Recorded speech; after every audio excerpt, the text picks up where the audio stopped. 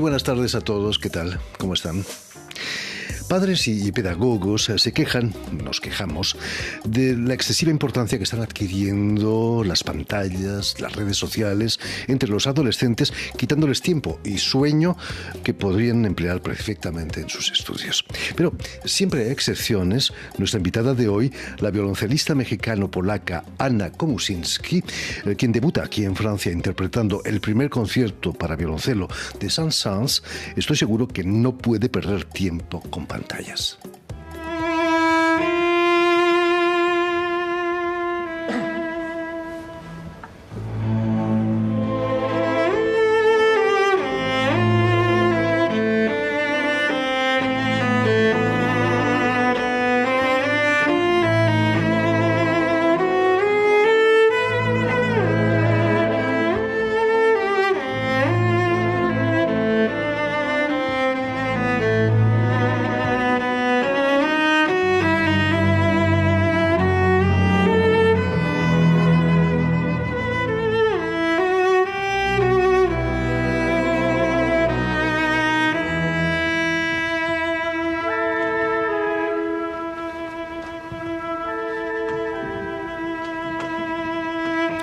Muy buenas tardes, Ana. Bienvenida. Hola, muchas gracias. Bienvenida a Radio Francia Internacional. Imagino que no pierdes demasiado tiempo con las pantallas, ¿no? Como decíamos. Sí. Bueno, nunca he sido una gran fanática de las pantallas en general. Y he recibido mi primer teléfono bastante tarde. Mucho mejor, ¿no? Sí. Aunque he leído que el dibujo te permite salir de tu mundo musical para crear nuevos universos, ¿no? Sin duda, sí diría que esa es una de mis mayores distracciones, porque a veces, bueno, mi dibujo normalmente lo conecto mucho con mi imaginación, y mi imaginación muchas veces está muy conectada con la música, ya sea clásica, ya sea las piezas que estoy tocando, ya sea la música que escucho en mi tiempo libre, o a veces incluso música electrónica también. Y a veces estoy tocando y tengo imágenes en la cabeza en las que pienso, pudiera hacer algo muy bueno con esto, y me pongo a dibujar y me quedo pensando, y tenía que practicar también. No se puede hacer todo. ¿No has pensado hacer carrera como dibujante, como artista plástica? Sí lo he considerado varias veces. No sé, siento que por ahora no me lo he tomado muy serio, pero me gusta mucho hacerlo como un hobby. Por supuesto que sí. Como decíamos a menudo en este programa, de pequeña, como Obelix, has caído en la pócima del violoncelo. Tus padres son ambos violoncelistas. Ya en el vientre de tu madre seguro que escuchabas el arrullo de su violoncelo, ¿no? Claro. Bueno, ¿Tienes recuerdos intrauterinos? No, me imagino. Tengo muchos recuerdos desde que era muy pequeña. Desde que era tan pequeña, igual no, pero cuando era un poquito más grande, sí, claro que sí. Tengo muchos recuerdos de cuando apenas me podía levantar en dos pies y me la pasaba debajo de la silla escuchando a mi mamá tocar, o a veces me sentaba detrás. Normalmente los chelistas nos sentamos más adelante en la silla y yo me quedaba en la parte de atrás escuchando, o me trepaba a las clavijas del cello y las movía, las afinaba y las desafinaba, o iba y tocaba las cuerdas. Entonces eran mis primeros contactos con el instrumento. Era muy lúdico, ¿no? Jugabas casi con el instrumento. Sí, y también, bueno, mayoría del tiempo teníamos música de cello en el background y escuchaba a ella, entonces tenía el contacto de música constantemente. O mi papá también, que le gusta todavía mucho improvisar en su tiempo libre en la sala, y ahí escucho cómo improvisa. Muy importante eso, ¿eh? Precisamente has venido acompañada por tu madre, María de Alba. Buenas tardes, María. Hola, ¿qué tal, Jordi? Bienvenida. Buenas tardes, muchas gracias. A Radio Francia Internacional. Estando embarazada de Ana, imagino que no cesaste de tocar, ¿no? No, tanto Ana como mi otro hijo crecieron pues desde el vientre. Trabajaba como músico de la orquesta cuando vivíamos en México, y era una permanente escucha de música de orquesta, percusiva, chelos, violas. O sea, desde siempre que estuvieron en el vientre han tenido el contacto con la música. Además, para una madre embarazada, el violoncelo está pegado. Y trabajé hasta el último día, ¿eh? No me tomé las vacaciones. Además, el violoncelo creo que tiene una vibración muy especial, ¿no? Que se transmite. No, claro, porque tienes la caja encima del estómago. Imagínate todo lo que le transmitíamos a esos bebés. Pero Ana, es cierto que antes de decidirte por el violoncelo tocaste violín, viola, incluso el piano. Sí, bueno, estando en casa mientras mis papás son los dos violonchelistas, también querían abrirme el mundo de música en otros instrumentos. Entonces me sentí con las ganas de probar algo nuevo también y probé el violín y la viola un poquito, pero no me había convencido tanto con el cello y el piano. Y el piano sí, que me había gustado mucho y todavía me gusta tocar el piano. Hay muchas veces en las que busco piezas fáciles y me pongo a tocar por mi cuenta el piano.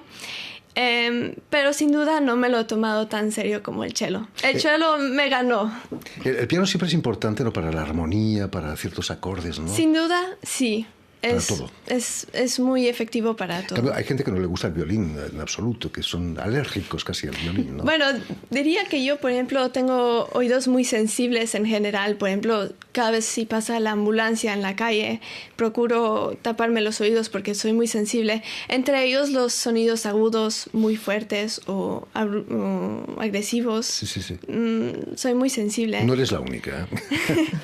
Pero, ¿qué encontraste en el violoncelo para que te decidieras por él?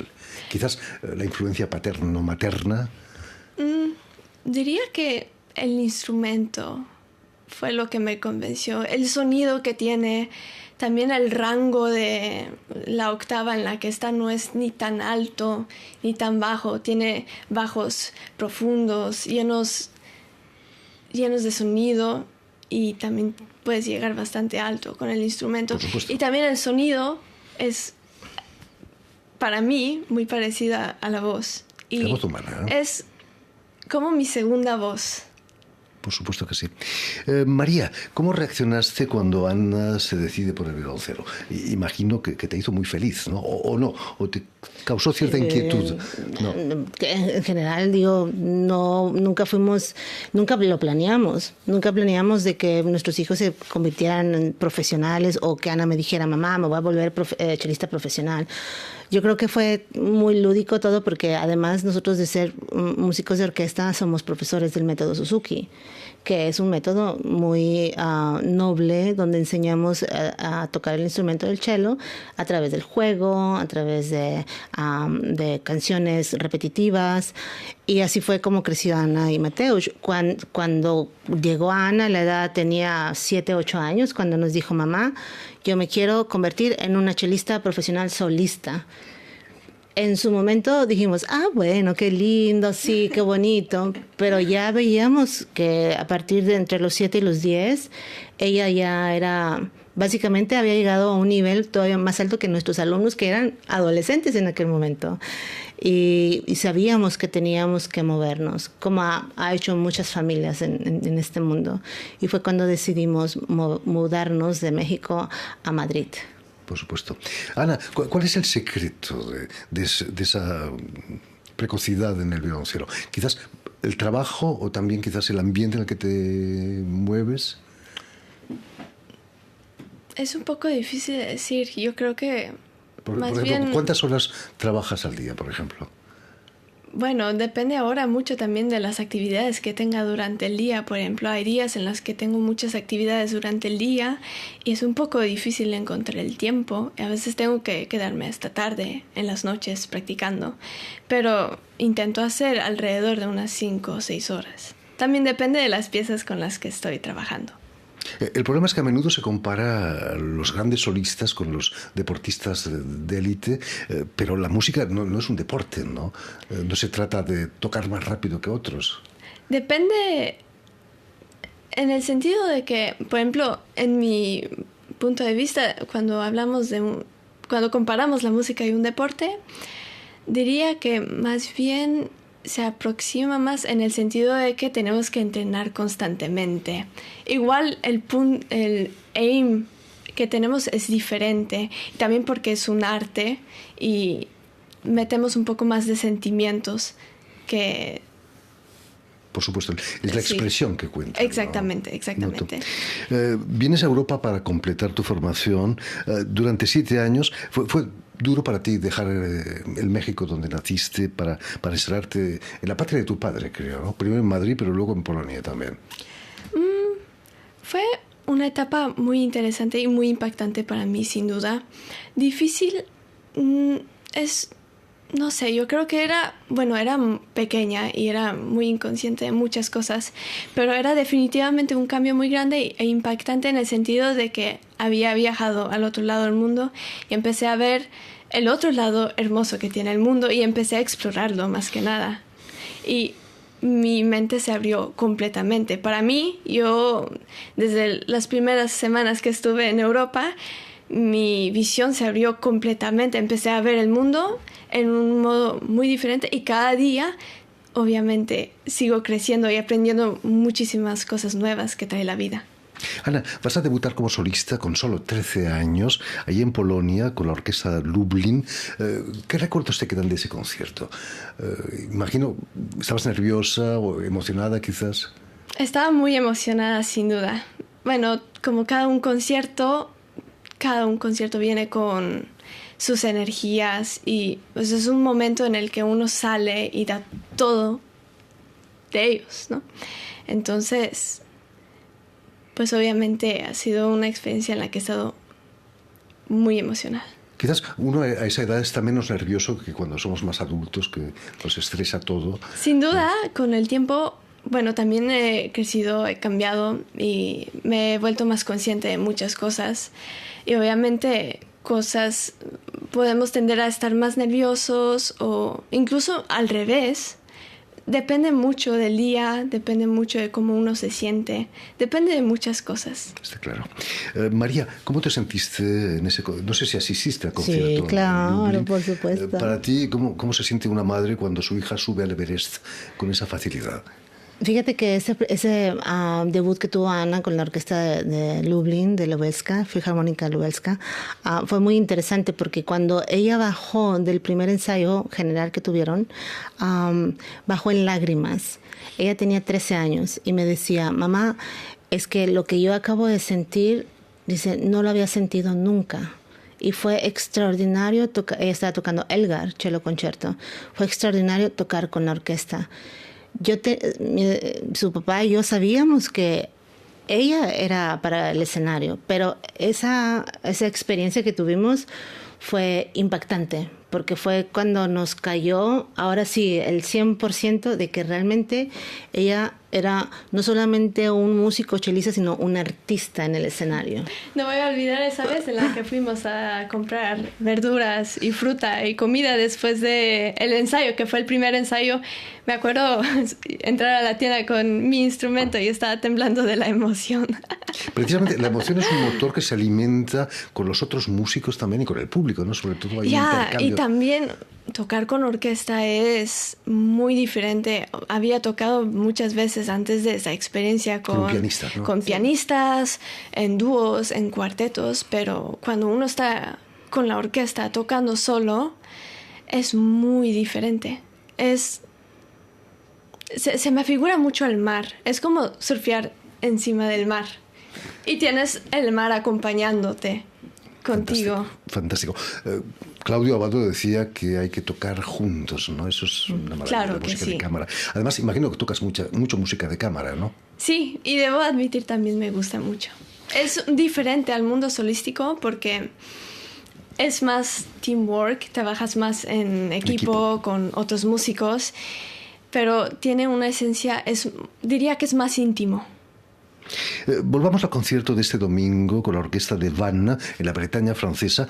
Vas a interpretar el concierto de Saint-Saëns y es tu debut en Francia, ¿no?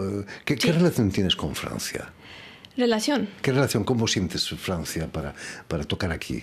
Pues me siento muy emocionada, especialmente porque es mi primera vez viniendo a Francia y me parece un lugar en el que la música en general florece mucho y estoy muy emocionada de poder compartir mi música y estar en esta fauna de música que tienen aquí.